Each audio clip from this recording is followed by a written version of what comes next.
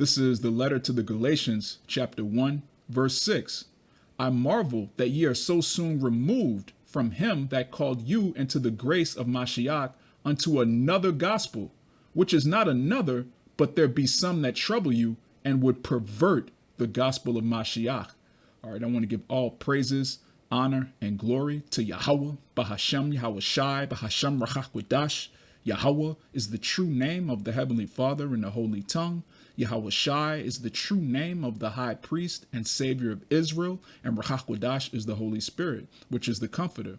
Double honors the apostles and elders of Great Millstone for leading by example in these last days, and Shalawam to the hopeful elect. All you Akim making your bodies a living sacrifice. Now, through the Spirit, the name of this lesson is The Downfall of Esau is the Gospel. And this is going to be in response to two individuals that I know personally, and right now they're infested with demons. They're not themselves, and they've gone the way of Cain. They're scoffing. They've turned their entire ministry into an anti-Great Millstone campaign.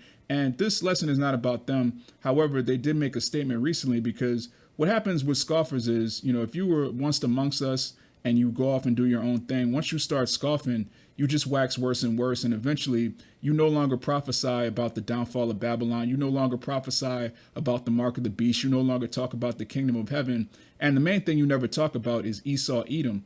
And, Elder Yashawamba and a few other brothers, they pointed out that, you guys are so focused on GMS, you don't even talk about Esau anymore. So in response to that, part of their new doctrine is, we don't talk about Esau. We talk about the gospel. We're preaching salvation. You guys are preaching about Esau. Esau.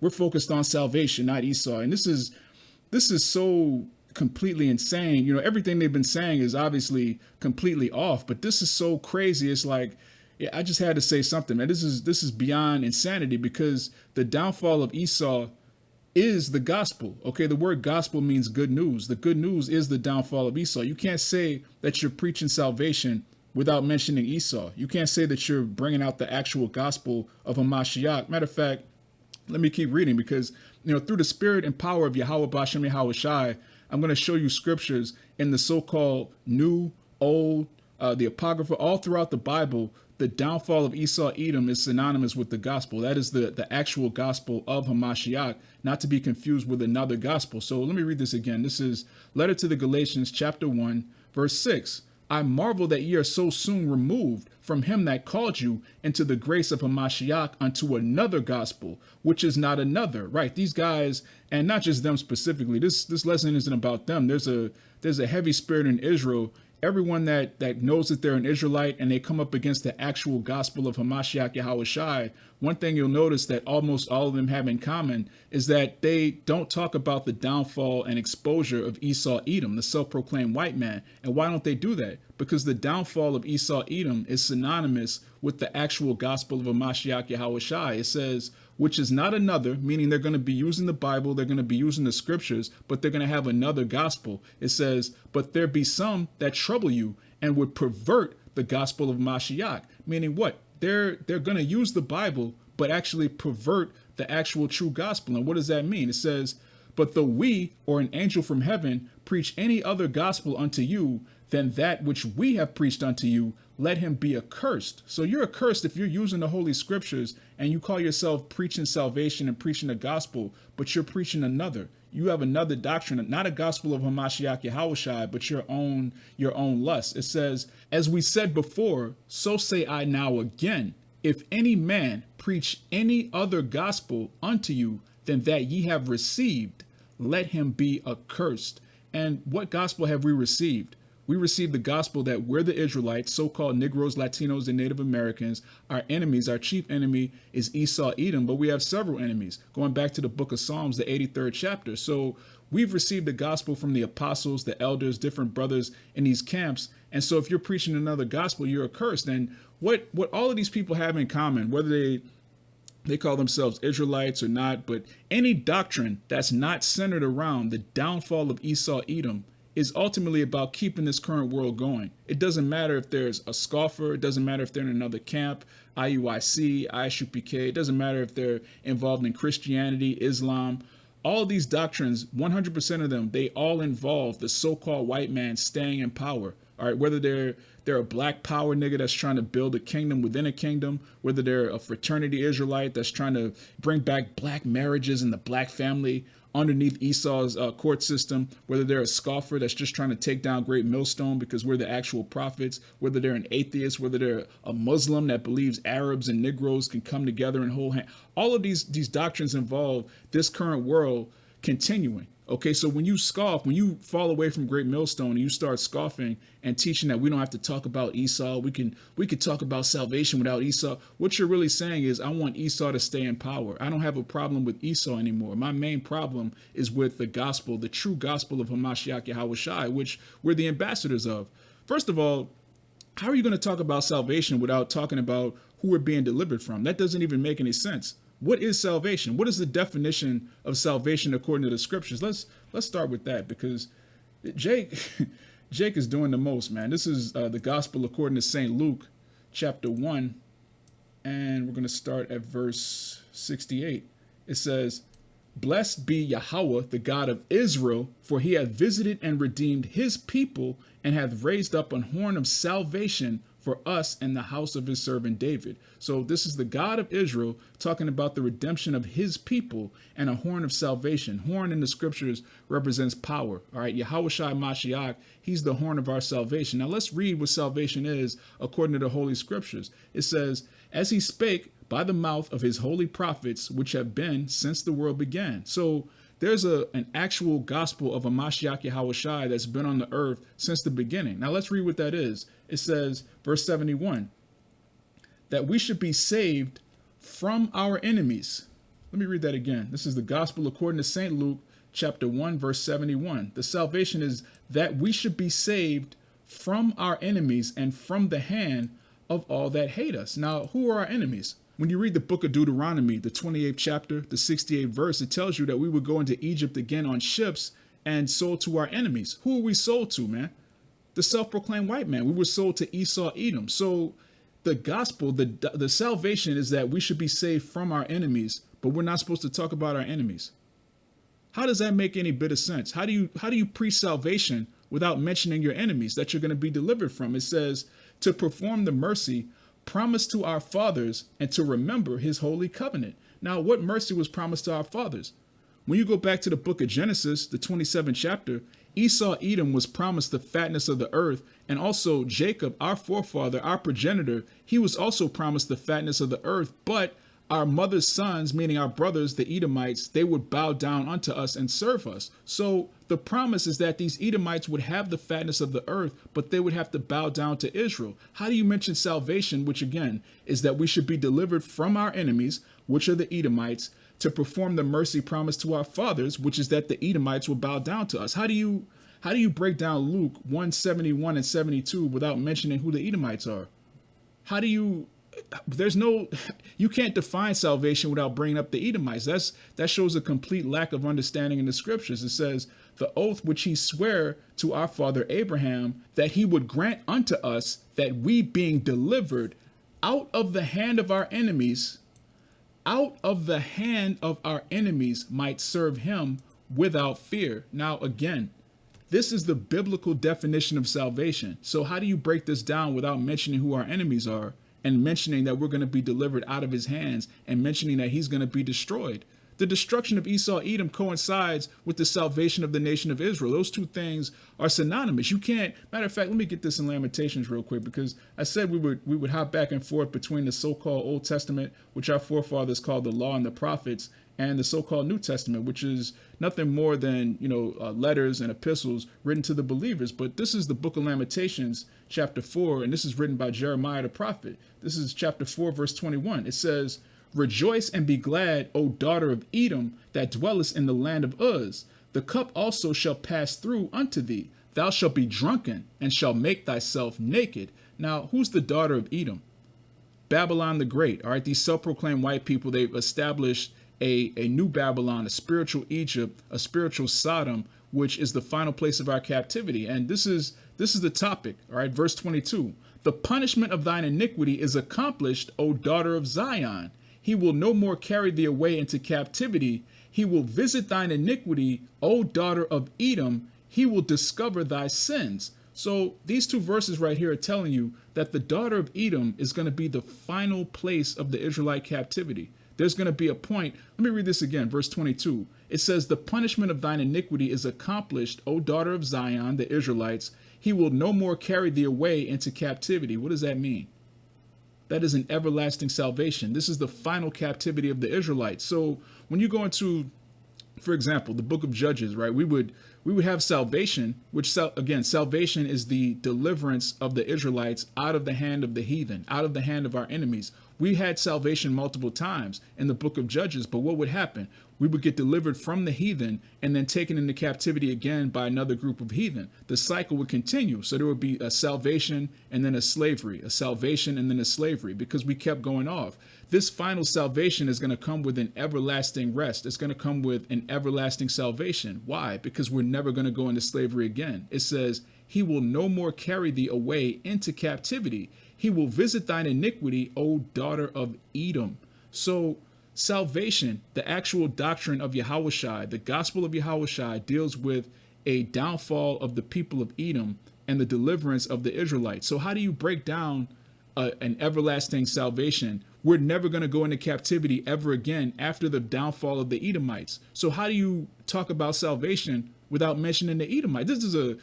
This is a Baptist doctrine. This is a Protestant doctrine. It's a Catholic doctrine. It's not a doctrine of the scriptures. That's why I open with Galatians, because you are preaching a gospel, but you're not preaching the gospel of Yahawashi. You are somewhat reading the Bible every once in a while. You'll butcher a precept, but you're not going into the actual doctrine of Yahawashi. Yahawashi is about delivering Israel out of captivity of the Edomites and establishing an everlasting covenant. So if you're not talking about the Edomites, you are not talking about salvation. You are not talking about the gospel of the Holy Bible. Matter of fact, what's the gospel? All right, we just broke down the definition of salvation.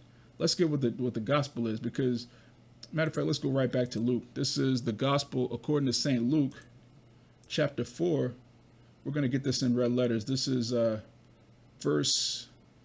I'll start with verse 17. It says, and there was delivered unto him, Yahawashi, the book of the prophet Isaiah. And when he had opened the book, he found the place where it was written. Now, keep in mind, at this time, the Bible wasn't codified. You didn't have, chapter 1, chapter 12, chapter 18, verse 16. You just had a scroll full of Hebrew writing. So Yahawashi opened the scroll and he went straight to what today we would call the book of Isaiah, the 61st chapter. And this is what he read. Verse 18. The Spirit of Yahweh is upon me, because he hath anointed me to preach the gospel to the poor. He hath sent me to heal the brokenhearted, to preach deliverance to the captives, and recovering of sight to the blind, to set at liberty them that are bruised, to preach the acceptable year of the Lord. And he closed the book. Now, Christians read this because they don't, so-called Christians, they're really pagans, okay? These people in these harlot houses, they'll read this and say, oh, this is great. This is the acceptable year of our Lord. And he closed the book. They don't understand that the Bible is supposed to be read precept upon precept, line upon line, here a little, there a little. Now, when it says he closed the book, what did he close? He closed Isaiah, the 61st chapter. Now, this is the actual gospel of Yahawashi Mashiach. You have people that butcher the scriptures. They'll jump to Apostle Paul and they'll take certain phrases and quotes from Apostle Paul completely out of context and make up a whole nother gospel. But this is Yahawashi himself reading to you where the gospel is. And it's in Isaiah 61. So let's read it. Let's see if this doctrine has anything to do with the downfall of the Edomites and the rest of the heathen. This is the book of Isaiah, chapter 61, starting at the top. The Spirit of the Lord Yahweh is upon me, because Yahweh hath anointed me to preach good tidings unto the meek. He had sent me to bind up the brokenhearted, to proclaim liberty to the captives, and the opening of the prison to them that are bound. So first and foremost, the good tidings, the gospel, is to the brokenhearted, the Israelites, the meek that are going to inherit the earth, those that are bound, those that are captives, those that are found in the hand of their enemies and need to be delivered out of the hand of our enemies, which we just read in Luke, the 1st chapter. It says, to proclaim the acceptable year of Yahweh. Now, this is where Yahawashi closed the book, because he was a walking stumbling block. So if you've never read the book of Isaiah, the 61st chapter, and you just stop reading right there, okay, the gospel is for the brokenhearted. The gospel, okay, that sounds good. But it says, to proclaim the acceptable year of Yahawah and the day of vengeance, and the day of vengeance of our power to comfort all that mourn. Now let's stop right here. It says the acceptable year of Yahawah and the day of vengeance of our power. Now, the doctrine of Yahawashi Mashiach, the actual gospel of Hamashiach, includes the day of vengeance. Vengeance against who? The enemies of Zion, the enemies of them that mourn. How do you comfort those that mourn without mentioning that the people that have you in a state of mourning are going to be destroyed? Again, the gospel, the word gospel means good news. It's good news to find out that the people that have you under oppression are going to be your slaves. It's comforting to find out that the people that took your people down, that took away our heritage, that turned our daughters into whores and our sons into sodomites, these people have a judgment coming to them. That's good news to anyone in their right mind. And, the Spirit had it to where, me and the elder, we were going to go into this Saturday with a side lesson, but there was just so many distractions. There was video problems, audio problems. The Spirit just would not have the lesson come out then. And so we walked back to the camp.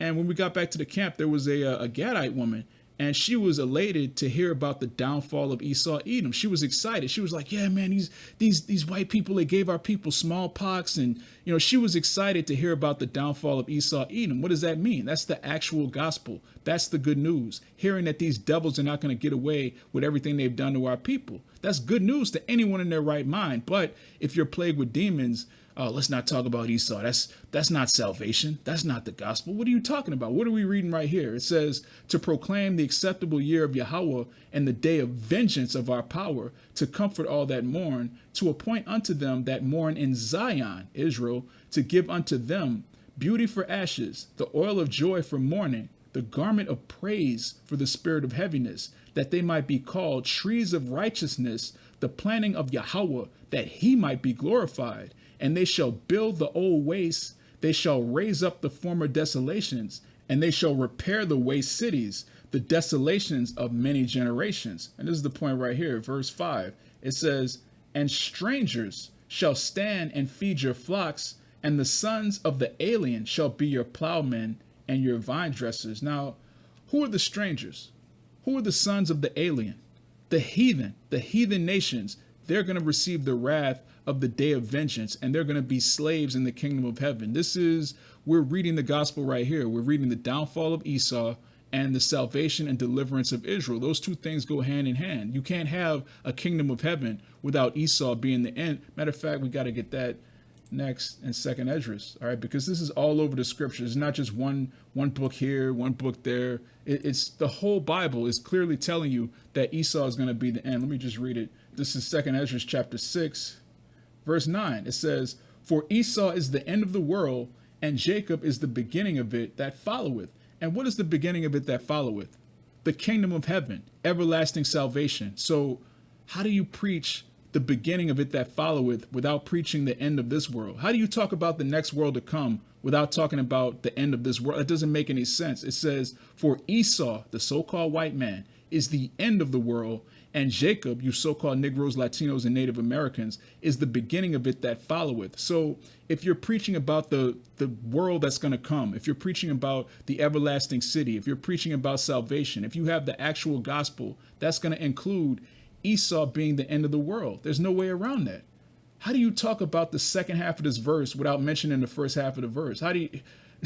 Let's try this again. 2nd Esdras chapter 6, verse 9. Jacob is the beginning of it that followeth. Notice how that doesn't make any sense. If you just start the sentence right here, Jacob is the beginning of it that followeth. Followeth what? What is this following? Jacob is the beginning of it that followeth Esau being the end of the world. This is one sentence, man. You can't just pick one part, which really, they're not even talking about the kingdom of heaven. They're just talking about Great Millstone, which, is spiritual, because we believe here at Great Millstone, we are the kingdom. All right. Yahawashi said the kingdom was within us. So really, they're just going off. They're bugged out. But like I said, this lesson isn't going to be about them. While I'm in the Apocrypha, let's get this in Sirach, because as we just read, the gospel is the good news. And part of the good news is what? This is the book of Sirach, chapter 25, verse 7. It says, there be 9 things which I have judged in mine heart to be happy, and the 10th I will utter with my tongue. A man that hath joy over his children, which we're going to have in the kingdom. All right, Isaiah 60, we're going to have thousands of children. It says, and he that liveth to see the fall of his enemy. He that liveth to see the fall of his enemy. Now, we're in the generation that's living to see the fall of Esau, Edom. So how is that not part of the gospel? How does that not bring you joy to see the downfall of an empire that brutally destroyed our people, that chopped just body parts, limbs, rods off of our men, again, turning our women into complete beasts? You don't like seeing the downfall of Babylon the Great? You're not excited to see this man try to scramble and keep his economy together, try to keep the nations from shooting nukes at this place? That doesn't excite you to see the downfall of your enemy? No, because you're plagued with demons. Your gospel is your own belly. Your gospel is getting your lick back to prove some kind of point. Your gospel is not the gospel of Hamashiach Yahawashi, which includes the fall of our enemies, man. Matter of fact, let's get this in the book of Revelation. This is not complicated at all, man. This is very simple, very straight to the point. If you have ears to hear, this is the book of Revelation, chapter 13, verse 9. If any man have an ear, let him hear. If he's not too bugged out, if he's not plagued with demons, if he doesn't have a personal agenda, if he has an ear to hear the scriptures, understand this one thing, man. Verse 10, he that leadeth into captivity shall go into captivity. He that killeth with the sword must be killed with the sword.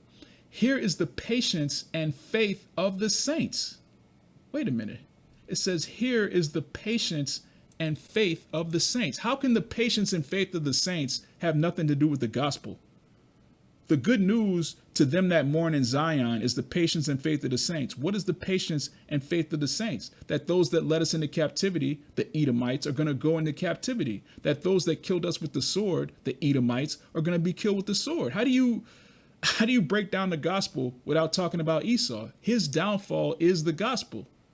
How do you get around that? That's the patience and faith of the saints. And again, that Gadite woman Saturday, man, she loved hearing the gospel. She couldn't wait to get that get back, man. That's a beautiful thing when you come across an Israelite that's not in a coon spirit and a docile, passive, buck dancing coon spirit. They just want to love everybody and let's forgive Esau. Let's all come to. No, man. The gospel is this man. Listen, let me read it again. Verse 10. He that leadeth into captivity shall, not might, not maybe, shall go into captivity. He that killeth with the sword must be killed with the sword. Here is the patience and faith of the saints. So if that's not your patience and your faith, you're probably not a saint, man. You might be an Israelite by blood, but you're bugged out of your mind. If you don't want to see Esau go into chains, if you don't want to see missiles hit this place and just completely eradicate every trace of Edomite rulership off the face of the earth, then you don't have the patience and faith of the saint. You're bugged out of your mind, man.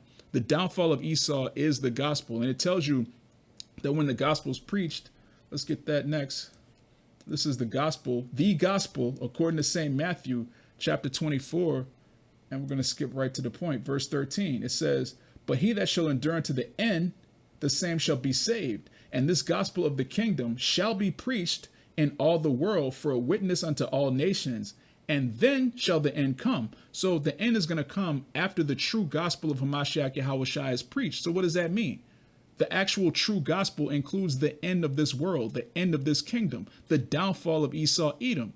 And where anybody that doesn't want to preach the downfall of Esau, Edom doesn't want the end to come. That's all that means. That's why when the Lord takes his spirit off a man, one of the first things to go is talking about Esau, talking about the mark of the beast, talking about the final end time prophecies before we get out of here, because they don't really want to get out of here. They want to stay here and bicker and establish their own doctrine, establish their own church, establish their own gospel, which is not another. They're not coming with the Quran. They're not coming with the Book of the Dead. They're still reading the Bible, but they have their own gospel. It doesn't include this gospel, because when this gospel is preached unto all nations, then shall the end come. That's plain. You can't get around that, man.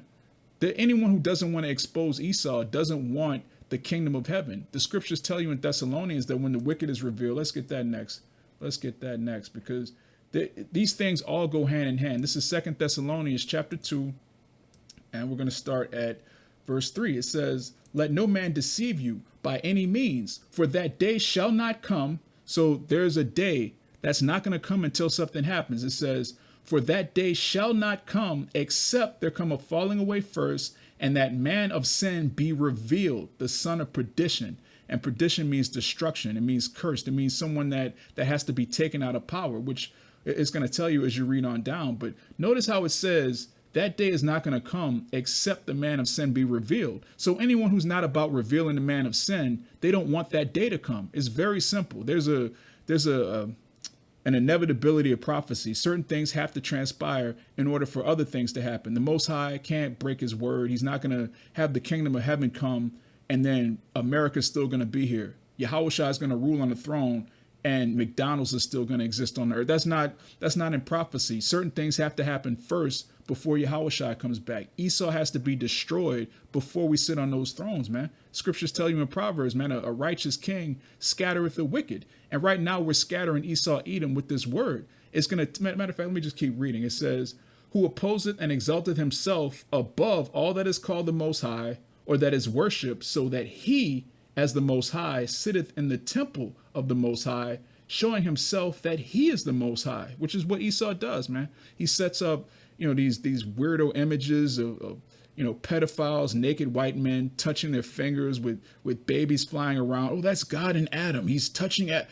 Listen, man, he's exalting himself as the Most High. He's saying, I am. Not Yahawah, not he is, but I am. It says, remember ye not that when I was with you, I told you these things, and now ye know what withholdeth, that he might be revealed in his time. And that's the time we're in. We're in the time that he's being revealed. So anybody that's not about revealing Esau, Edom, he doesn't want Yahawashi to come back. It says, for the mystery of iniquity doth already work, which is talking about the Roman Empire. This is Apostle Paul writing this during his time. It says, the mystery of iniquity doth already work.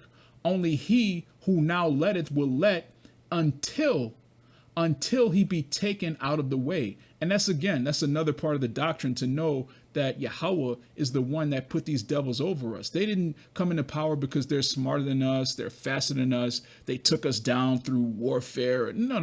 The Most High took us down because we sinned against him.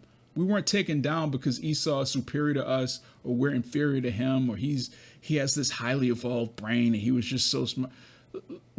That is absolutely ridiculous, man. If the Most High hadn't intervened, Esau would still be in caves, man. There was a divine intervention that brought about our downfall. So there's going to be a divine intervention that brings about our salvation. And that's part of the gospel, man, knowing that this devil is going to be taken out of power. But what has to happen first? Verse 8, and then shall that wicked be revealed, whom Yahawah shall consume with the spirit of his mouth, and shall destroy with the brightness of his coming. Now, what is the spirit of Yahweh's mouth?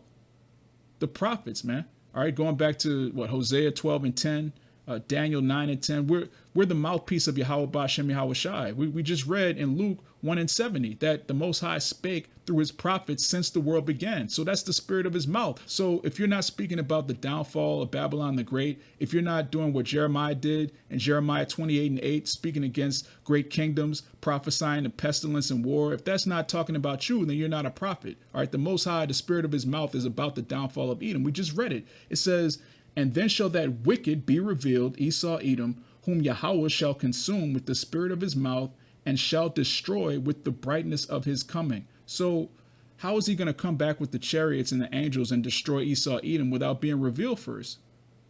You're not talking about Esau, but you're talking about the gospel. What gospel are you talking about? Clearly not the one we're reading right here. All right, we're reading about the wicked being revealed. We're reading about the mystery of iniquity, which was already working during the Roman Empire, which is talking about the so-called white man, which is still in power today. So if you're not talking about that, what gospel are you preaching? It says, even him whose coming is after the working of Satan, with all power and signs and lying wonders, and with all deceivableness of unrighteousness in them that perish, because they receive not the love of the truth, that they might be saved. Right? There are people that aren't going to receive the truth. Why? Because they're not going to believe the prophets. Going back to Romans 10, how are you going to believe in something that you haven't heard? And how are you going to hear unless they're preachers? And how are there going to be preachers unless they be sent? So the Most High, the spirit of his mouth, is going to send men that are going to prophesy the downfall of this current kingdom, which is going to bring Yahawashi with the brightness of his coming. Matter of fact, let me end with this. We've been in Luke a lot. There's a lot of meat in this Luke here. This is the gospel according to St. Luke, chapter 21. And this is going to, Abaratazar, drive home the point. This is in red letters. This is Yahawashi speaking. This is St. Luke chapter 21, verse 24. It says, "And they shall fall by the edge of the sword, and shall be led away captive into all nations, and Jerusalem shall be trodden down of the Gentiles until the times of the Gentiles be fulfilled." Now, this is a twofold prophecy. As brothers know, Jerusalem is a place, but it's also a people first. Now, this is a prophecy of Yahawashi prophesying, the siege of 70 AD, in which Jerusalem, the place, was trodden down. But this prophecy mainly applies to right now, and we're going to prove it. Let's keep reading. It says, "And there shall be signs in the sun, and in the moon, and in the stars, and upon the earth, distress of nations with perplexity, the sea and the waves roaring, men's hearts failing them for fear, and for looking after those things which are coming on the earth, for the powers of heaven shall be shaken.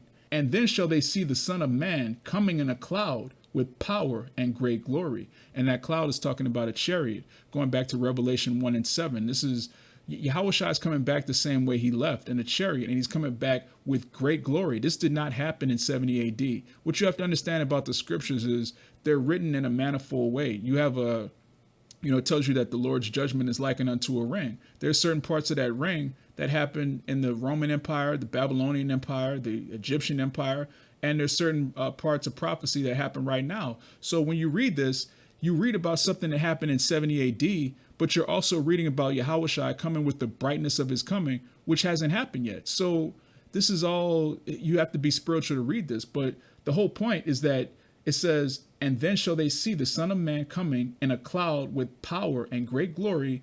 And when these things begin to come to pass, then look up and lift up your heads, for your redemption draweth nigh." So the downfall of Esau is supposed to make you look up, lift up your head, because your redemption draws nigh. We're almost out of here. And why do we know we're almost out of here? Because as we just read, the distress of the nations.